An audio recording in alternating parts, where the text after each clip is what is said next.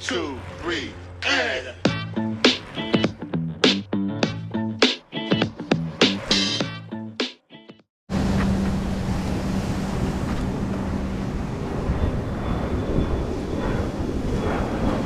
Alright campers, my name is Jordan and this is Bumming It. I'm out here at the beautiful West Palm Beach getting some footage for a new video. However, the ride to get here went off without a hitch, so in case you missed it, I thought I'd compile those videos together for you. Each day you'll see the videos get better and better. I'm out here working hard to make sure those videos get better for you so you can be inspired to do it for yourself. If you like what I do, if you want to see me ride to Key West on Friday, then please like and subscribe, watch this video till the end, and I'll see you out there. Alright campers, my name is Jordan and this is Bumming It. This is the first day of my journey to West Palm Beach. I've got about 260 miles to go, so let's get started. Starting my day off in Brooksville, I found my way to the Good Neighbor Trail and the Withlacoochee Trail. Both very nice and smooth to start, but I soon was on these dirt roads out in the middle of the sticks. Yet the Richland General Store was the perfect little oasis on a hot day. Until I was back out on the bumpy roads making my way on these off-road dirt tracks. It was terrible. I thought it'd be better at the Withlacoochee State Park here, but it got even worse off-roading until I made it to the Van Fleet Trail. Oh, thank God. Hell yeah.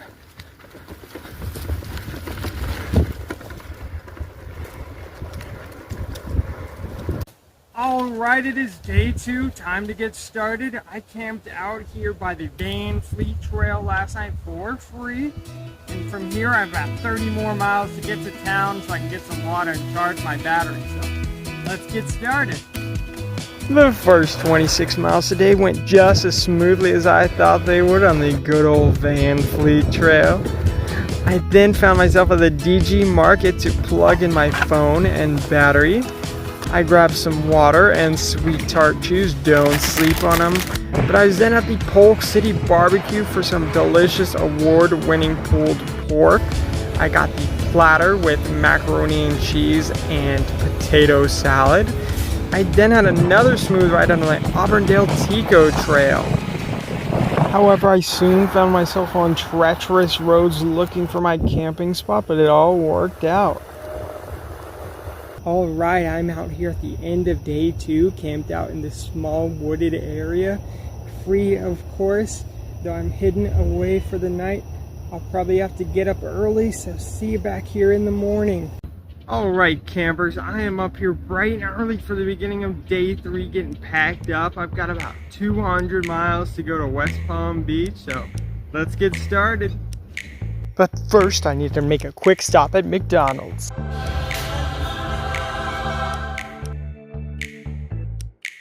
Enough, as delicious as that was, I had to get back on the road. But I faced tons of traffic and roads with no shoulders. So I kept going until I made it to these deserted suburbs and back highways, these beautiful dusky orange dirt roads, and cutting through the orange groves, I finally made my way to Lake Arbuckle Campground for some beautiful views and a nice spot to camp for the night. Alright campers, that ends day 3. If you like this video, please like and subscribe, and I'll see you back here tomorrow morning. Alright campers, it is day 4 and I'm ready to leave the Arbuckle Campground, so let's get started. Right off the bat, I foolishly followed Google Maps to Avon Park Air Force Range. It's about 400 square miles, so I had to go completely around it, but at least I found myself on a scenic dirt road before I made it back to the highway to watch some more cows. Ooh. I then saw the biggest mountain in Florida, a landfill. After a little sightseeing, I stopped for lunch with the Thru Hiker Classic, a giant iced honey bun weighing in at 710 calories and a microwave pulled pork sandwich. I was then on the home stretch to camp. Pushing my limit, I rocked my way over the Kissimmee River to this awesome free use campsite to set up my tent for the night. I had a great rest, and I'll see you back here in the morning.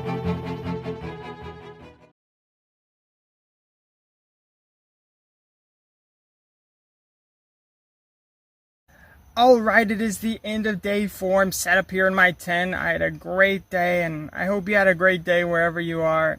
I'll see you back here in the morning. Alright, campers, it is the beginning of day 5. I've got about 100 miles to go to West Palm Beach, so let's get started. My first stop for the day was the Cracker Trail Food Market, a nice little watering hole for the locals, and a great stop for some last-minute camp food. I spent about a half day there charging my batteries, getting water, enjoying a nice little ham sub here with some salt and vinegar chips. However, I had to get back on the road, and taking the path of most adventure, I headed straight for Lake Okeechobee on these back dirt roads. I ended up at this trail walking for a couple miles, which is no problem for me. It came with a beautiful view, but I soon ended up at this gate with thick brush I couldn't pass through. I had to go around, and it cost me a ton of time. I was racing the sunset trying to get to camp before too late, but I just couldn't help but stop and enjoy the view anyways, as it was stunning. So I was riding down this dirt road, racing through the darkness, and finally I made it. Hell yeah!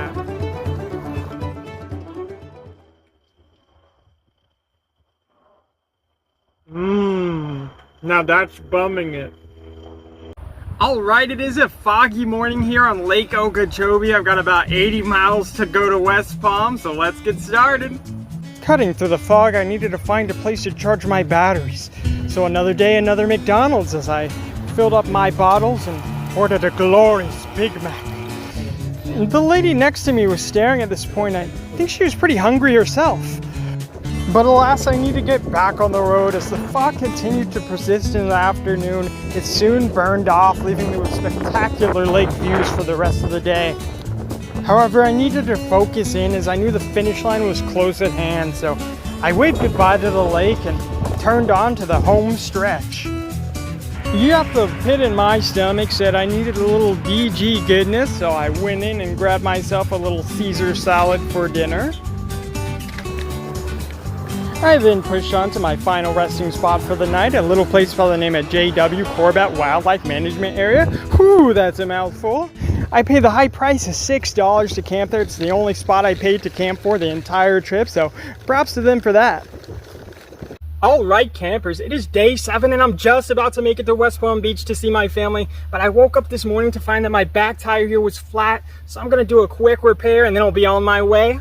I've got this tire tube here, perfect for my back tire that's 700 by 38C. I've got these tire levers, a multi-tool, and a little hand for a Presto valve. So let's get started.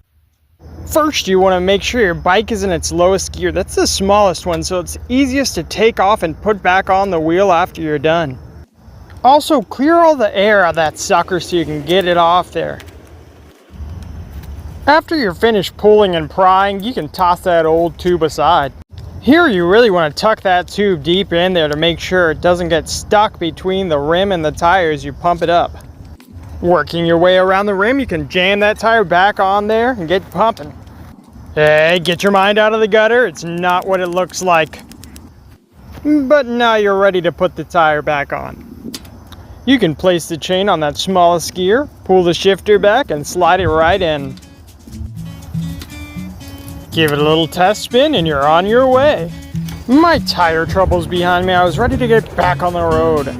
Heading down the home stretch though, I happened to see that I got a donation for a meal through my website. My stomach grumbling angry, I knew it was the perfect time to cash in at my first Taco Bell stop of the trip. There's nothing quite as satisfying as a Supreme Lux box at the end of a long trip, and so I crushed the last few miles and made it home free. Alright campers, I'm ecstatic to be out here at West Palm Beach. I spent the past 7 days cycling over 260 miles to get here. I spent less than $100 on food and water along the way. Soon I'll be heading out to Key West, so like and subscribe to stay updated, and I'll see you back here tomorrow.